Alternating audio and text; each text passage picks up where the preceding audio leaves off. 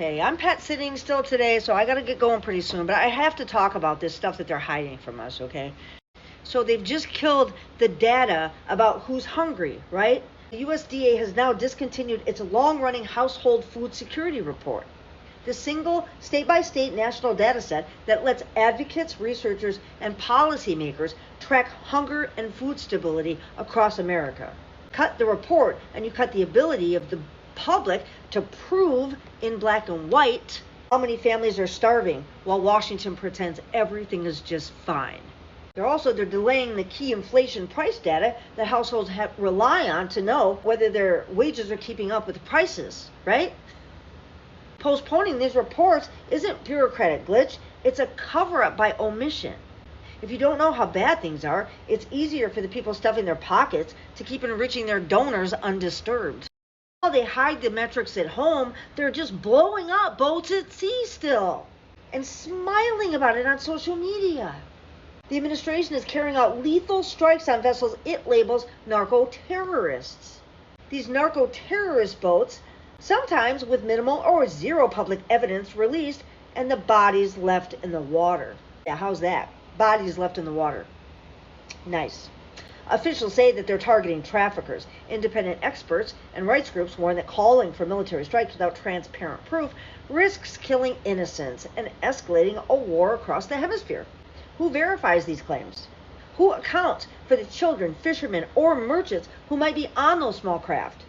We deserve answers, not triumphant videos of explosions, not ISIS-like death videos pushed out to the public as propaganda for the state, for the regime. What's worse, there's serious talk now. Serious talk. A draft bill and public request to give the president authority to label people narco-terrorists and order lethal force with broad discretion. Broad discretion. That's a blank check for killing people the administration decides are threats, without the normal checks of law, oversight, or transparent evidence. That kind of power invites abuse. And the very idea that the executive could unilaterally decide who lives and dies is a constitutional and moral catastrophe. Remember his pledge of no new wars? Because I sure do.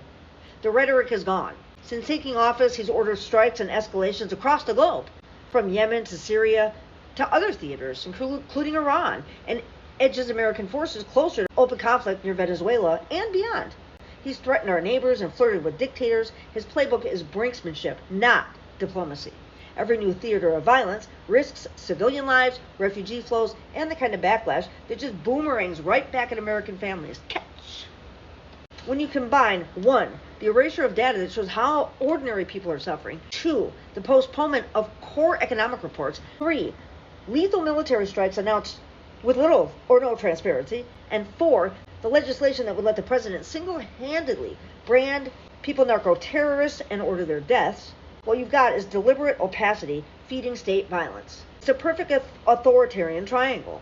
Hide the truth, normalize extrajudicial force, and then declare dissent unpatriotic or illegal.